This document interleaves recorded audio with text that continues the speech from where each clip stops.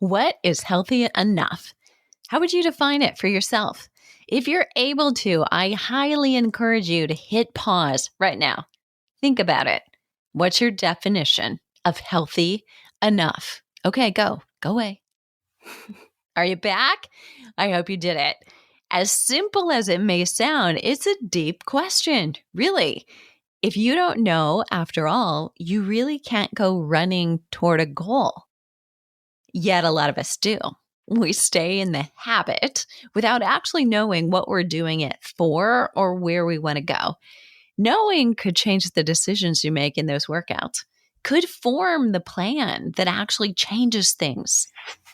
And it could help you realize, girlfriend, you're already there. I'm Deborah Atkinson. You're listening to Flipping 50, where I address your top struggles and concerns. But most of all, what we hope to do is bring on guests or sometimes solos that inspire you. Not me inspire you, but encourage you to be inspired by yourself.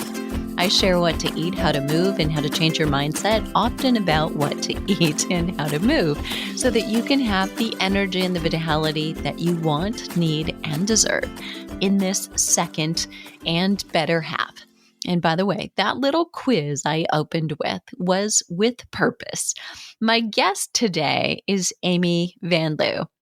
She's a Flipping 50 Menopause Fitness Specialist with certifications in Menopause Fitness, Corrective Exercise, Osteoporosis Fitness, and she's a retired engineer. She helps women over 50 get moving and feel better, even as the aches and pains of age may start to creep in, all from the comfort of their own home. At 50, she learned that life should not be about punishing our bodies or starving ourselves. It's about accepting ourselves, learning to navigate the changes, and being healthy enough to do the things we love to do, to feel good, to feel satisfied, and also to be able to truly enjoy this later and better half of life. In this episode, we'll dive into not only recreating yourself in the second half, but why and how she's coined the term healthy enough. Amy, thanks so much for being here. Oh, thank you so much, Deborah, for having me. This is exciting.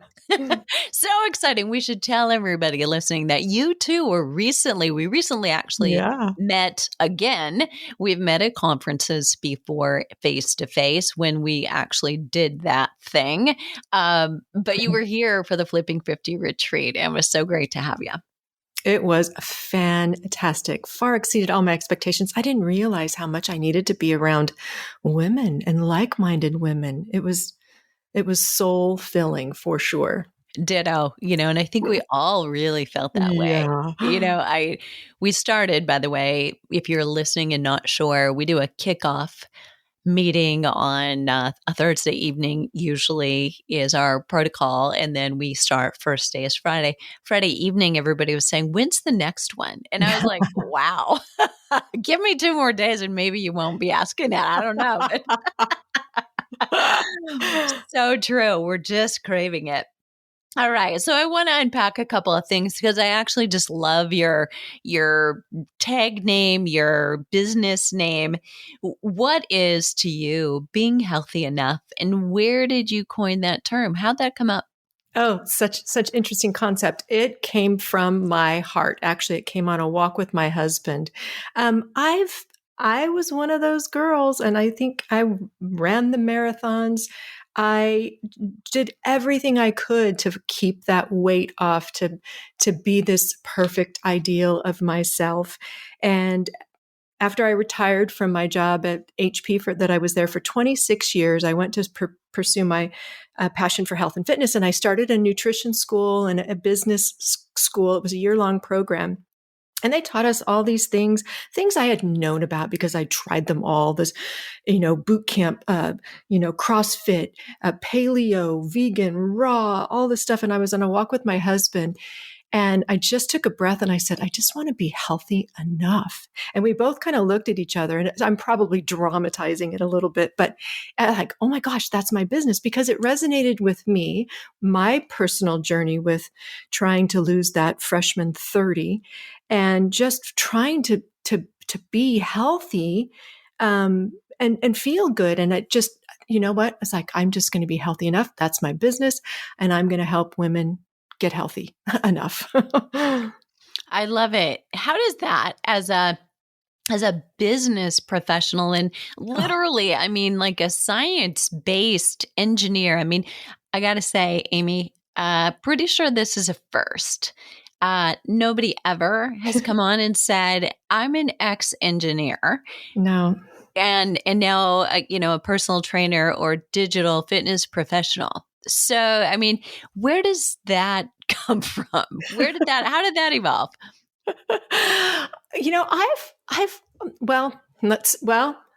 From the beginning, I was always really good at math and science. And of course, my father was an engineer. So I followed that path, following the route, got an amazing job with Hewlett Packard electrical engineering degree, amazing job. But all along, and I look back at this, and I remember being in college and needing some extra credits, and I took a weight training course, and I put together the spreadsheets, and I was diving, and I was overweight. I was probably about 30 pounds overweight in college, and I was diving in trying to figure this stuff out, and using my engineering, kind of mind to mind map. And I did fishbone diagrams and spreadsheets and trying to unravel what was happening with my body. And so that passion, I think obsession with my weight turned to passion for health and fitness. And I just, at HP, I would do every health event. I led health events. I taught a boot camp class at lunch in our fitness, in our gym for free. So it just evolved, and I got at this crazy, you can't not take this retirement package. And they shut down the business I was in, then offered this retirement package, which gave me a lot of time to soul search while I helped shut down the business. And it was financially really good. I was going to be 50 that year. And I thought, I'm going to do it. And thank goodness I have a supportive husband. And I just went through some studies. Have you ever heard of Jack Canfield? He did this soup. Yep. Chicken Soup for the Soul. Chicken Soup for the Soul. He has a book called Success Principles, How to Get from Where You Are to Where You Want to Be. And he takes you through some amazing exercises about following your passion, first determining what that is. What are those things that you spend hours on the computer researching or doing? And you look up and the time is just, you can't believe you've spent 3 hours doing that. What are those things? And then how can you make those into a business? And so that's how I decided to become from an engineer to a personal trainer. That is fantastic. Yeah. Love it. Really love it. And I think it really shows a lot of professionals here are, we go into this because we're passionate about it, most of us. So, for 30 years, 38 years, I've been in it. 30 years, probably, I've been hiring, training, and listening to the job application interview. I swear I'm going to jam my finger down my throat if I hear another trainer say, I'm passionate about fitness. I don't really care about that. Are you passionate about teaching and inspiring other people? That's a good point. And that's exactly that is exactly what kept me here and not going back to sort of a Me Too kind of job, the same job that I knew I could do. I had been certified as a project management professional, and so I know project management, all those things. But the feeling I got when I share my knowledge, in fact, I do some YouTube videos, and one of my taglines is doing what I love to do, sharing my knowledge and my experience to inspire you to find what being healthy enough means to you. If I map out my day, what's an ideal day? It's learning and then sharing what I'm learning. I love being on camera. I love filming videos. I love writing blogs. I'm not great at the creativity of being this professional writer, but I love getting that message out and sharing what I can with everybody that I come across, almost to a fault. So awesome. Almost to a fault. I'm going to ask you to dig into that. What do you mean by that? Well, sometimes people don't want to hear it.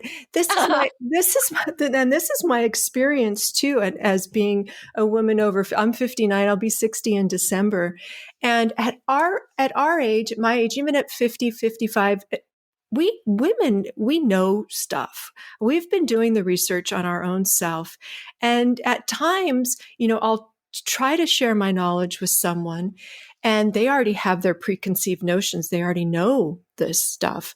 And I do run into roadblocks where people just don't want to hear because they have their own opinions, what's worked for them. And that is perfect because we know what works for us sometimes. And sometimes we need a little nudge from a coach or someone else. Those are the people I need to find. And I'm hoping to find that I can help at least have them think a little bit differently about what they thought they knew, because that was me. I thought I needed hours of cardio. I thought I needed that boot camp class. I thought I needed these crazy diets. And boy, oh boy, that is not true. And I'm from experience. That's not true. So cool. Yeah, I love that. And I do think it matters that you and I are in it. Yes. I mean, we're right there. We're not 30. No. Telling someone, here's what we need. And there is a young woman, I'm not going to throw anybody under the bus, and I applaud her for doing this. And she's talking about menopause fitness, but she is clearly 20 years younger than someone who truly gets it because of the life experience. And although I love that she's trying to educate and talk about it, and I think we need to simply bring it to the forefront, it is also a very difficult thing to think you truly understand. Mm-hmm. And until you actually are in it yourself, you don't. And I have to admit that was true of me. I thought for years I really had empathy. I understood what my clients were going through. And then I realized when, it was like this, I'm reaching out, trying to catch this ball, and then it's actually going somewhere else, and it's like, no, wait a minute, and you think you've got it figured out. And then the rules are changing again. It's just one of those things that life experience really matters, I believe, to the audience we're speaking to right now. And audience members, I'm going to ask you to do something. So I love to hear from you every show, but I am spot on asking you to really today, if you would, go to the show notes at flipping50.com/healthy enough. Okay. You're going to get that again. But tell us, does it matter to you that the trainer you're taking advice from is, number one, I think I'm going to ask you the stereotypical, does it matter that it's a woman? Because she may understand a little bit more the hormone changes and the differences. He can read science, but often I think there is still that sixth piece of that intuitive sense that until you're a woman going through, you don't actually understand. And is it important to you that there's an age appropriate connection for you with a trainer? So, Amy, were you going to add something to that? I wasn't. That was going to be another part of how my business sort of evolved too. I started out with my boot camp mentality from HP, what I had done, the marathons, the exercise more, like you say, eat less. And I started training people here in my neighborhood, which is a little bit older, and they were in their 50s, 60s, even 70. And I'd start to do the things I thought would work with them. And then I'd hear, ouch, or Amy, I can't show up because I hurt myself. I can't do that because I'm hurt. And that's where the over 50, helping women over 50, even as the aches and pains creep in, because I think that's my calling a bit, is to help people learn how to work around those aches and pains that are inevitable in some sense. We can keep them at bay, but we are going to get hurt, and we have to not let that stop us in our tracks. It's something that we need to keep moving forward and finding the motivations and the things that we can do, not what we can't do. And so that was another way my business sort of evolved. And from a personal experience too, trying to do those YouTube videos that I just used to be able to do, burpees and these crazy squat jumps and all of that. And then I hurt my back, I hurt my foot, hurt my shoulder. So you get it. Yeah. Yes. Even having ridden that pain cycle, Yes. and been in that moment where you feel so vulnerable. Yes. Vulnerable, frustrated, and a little bit hopeless, hopefully not, or helpless, but hopefully not hopeless. I think that's where sometimes it's getting to that bottom and in realizing there's got to be a different way because you're forced to do a different way. Yes. Yeah. I just, Okay. I just, I know we're Mhm. running out of time, but I just recently had Mm. that hit home. I was planning a big hike with my two younger nieces. We were doing the Trans Catalina Trail, and 6 weeks before, we were backpacking and everything. I hurt my foot. But Mm. that trip was so amazing because I had to do things differently, and I got to experience them in a different way. And it's just something I hope someone, if they take that message, they're not feeling great today, got a hurt foot or a hurt knee or a hurt hip, that sometimes that doing things differently, you might find some interesting ahas. Totally agree.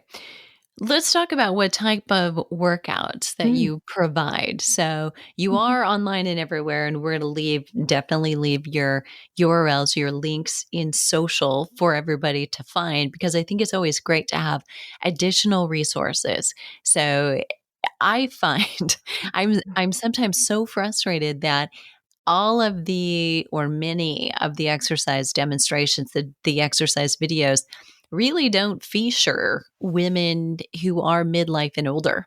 It's tough to find. So when you do, we really need to, hang on to them, share those resources with our friends. But talk a little bit about the type of workouts that you specifically provide, Amy.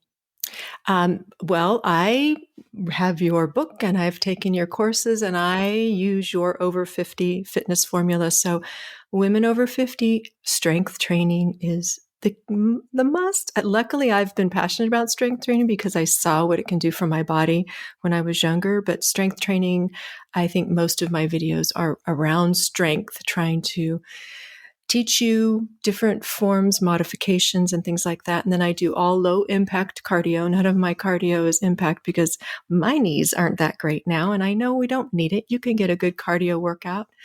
I love Pilates. I've always been passionate about Pilates. So I do have Pilates and I treat it as more of an active recovery workout. Because it just makes me feel better. And some people have my membership program and hate Pilates, but I'm 5'10" and it always just makes me feel taller and stretched out. And then I do foam rolling because I took a course in myofascial release and it made me feel better. And I do stretching. I don't do yoga. I'm not a yogi, but I did have one of my yoga teachers at HP help me film some videos on yoga. So those are the key ones. And I'm working towards some, walking videos. I know walking is such a great baseline workout. So I filmed a fun day. I filmed like 6 or 7 30-minute walking workouts where it's prescribed or it's purposeful, and that you walk for 3 minutes and then and walk slow for 3 minutes. Or I do a 5, 4, 3, 2, 1 where you walk slow, fast, fast, fast, or a 90-second one. I do a bunch of different ones all around San Diego here. I've got the scenery, although you're not supposed to watch me, you're supposed to just listen when you're walking. But those were a fun addition just last year. Yeah, those are so good. I know. Love it. And love the variety, right? So you Yeah. just really mentioned a couple of things. And I think one of the things I hear women echo is they need some variety. I mean, Yeah. there's a certain group among us. I mean, some women are like, no, no, no, I could eat the same thing every day and I could do the Yep. same workout every day. And I have been for 30 years, and that's probably the problem. But then there's always a group who are like, I can't do that again. I don't want to do boxing again. What else do you Mhm. have? And they want something different. And so I love that you're serving it up uniquely to serve everyone who may be in your audience. Yeah. And So go go ahead. ahead. No, no, no, you go ahead. I was going to say, so in addition to that Mhm. request for variety, right? Even though we've got these major needs that we know are going to help us with longevity, then we also have to like do the art and science dance and say, I have to be motivated to do it. So you have to Mhm. make it palatable for me. Yeah. What are the biggest obstacles that you see or hear from the women that you're working with? I mean, aside from it hurts and I Mhm. can't do it, a motivation, when I do a survey, why aren't you exercising? Or even just why aren't you doing strength training? Motivation, I just can't get motivated. I can't get motivated to do this. I don't have, and time can be a piece of it too. But motivation, and that's kind of where I use my engineering background to try to plan stuff. I think failing to plan is planning to fail. And so having a plan, and every month I create a monthly workout calendar. And if you can't do those calendars, I have some other motivational 7 day, Monday you do this, Tuesday you do this. And of course I have the PDF that comes up and you can click on and it'll take you right to the video. And then I also do some fun challenges. This spring, this April, we're doing a spring bingo challenge. So I created a bingo sheet, all in the hopes of, for me, having a challenge. And for a lot of my members, it's been very successful. Having that challenge keeps them motivated to get up, get their shoes on, and press play. But that motivation has always been the top, along with I've hurt myself. Love it. Do you want to unpack that with me a little bit? Sure. Motivation. Let's talk about that. Yeah. What are Yes. your thoughts about motivation? Um, my biggest, I think my biggest thought about, for me in motivation is, it is so much easier to kick back. It sometimes is hard unless you've truly got that exercise bug that you've truly internalized how great you feel when you exercise and how good it is for you. But if you're not there yet, finding that motivation, and I call it your why, you know, is a struggle for some women, because I think it's all been about appearances, from maybe, well, not for everyone, but are a lot of people, but women have been exercising so they look better. And switching flipping that switch to figuring out a deeper, or maybe a higher level reason of why you want to exercise other than for an outward appearance is something I try to help my members with, finding their why or their motivation statement. Did that answer your question? I'm not sure. Yeah, Okay. yeah. Well, and I think there's so much to say about Yeah. this. I don't know that there's anything wrong, or No. I'm looking for a certain direction, but I do want to say that so many women think, well, I just am not motivated Yes. because they've started and stopped before. Yes. And I also want to go to the flip side of like overdrive motivation, like Yeah. Yeah. because I think I hear a little bit that you may have been one of those, right? Oh, Like, for and sure. but look at what it did for you. Like, our strengths are our weaknesses, Mhm. right? I mean, you're a high driving engineer. Are you kidding me? So, I have a client, and I have actually had several clients who are lawyers. And usually, what I have to do is like grab the rope and say, no, no, no, sister, I'm going to pull you back for a minute. Whoa, slow down, because you can feel so much better. But I think there is a fear. So if you're listening and you are Mhm. like, but I need to do this, but I want to do this, and I love to do this, and this is like who I am. And and it's Oh, really hard to back off, especially I find running to be one of the most addictive things to actually come back down from a yep. certain level or frequency or duration of running, maybe all of the above. But I think that it is almost like a fear that if you don't continue to operate in this overdrive, like almost operating on adrenaline, that you'll lose the edge and then like fall completely off. Oh, you've hit home. Oh my goodness. Yeah. That was me. That was me, just maybe 3 or 4 years ago, I would have to say. I've been reformed, just because I realized that when I stopped beating myself up like that, I was exhausted all the time. I didn't feel great. Yeah, maybe I was, 4 or 5 pounds lighter, but to be honest, I wasn't. Um, but maybe I thought I was going to get there faster. But I ached. My body ached. I wanted to take a nap in the afternoon, and I realized, you didn't, but it took time, Deborah, like you're saying. It's something I think we have to really realize for ourselves. But I think you and I, in helping educate, that you don't have to beat yourself up. You can do that 30-minute strength workout, and that is just fine. You can go for that nice 30-minute, hour-long leisurely walk, and that might be better for you than that hour boot camp CrossFit long distance running. And that's that's one of my goals, is to help share that knowledge with others. Love it. Yeah. And I really want everybody here to think about that, Mhm. I think we fear in a lot of ways. Like if we stop Mhm. drinking the excess coffee, or we stop Mhm. packing our schedules this hour and that hour and this hour, or having that yellow legal pad entirely full for the day of things that you could never, ever accomplish all of them. It Mhm. is still part of this. Like we feel like we've got to have all those things going in order to stay edgy and can keep getting things done, but because we get really uncomfortable when we don't have them.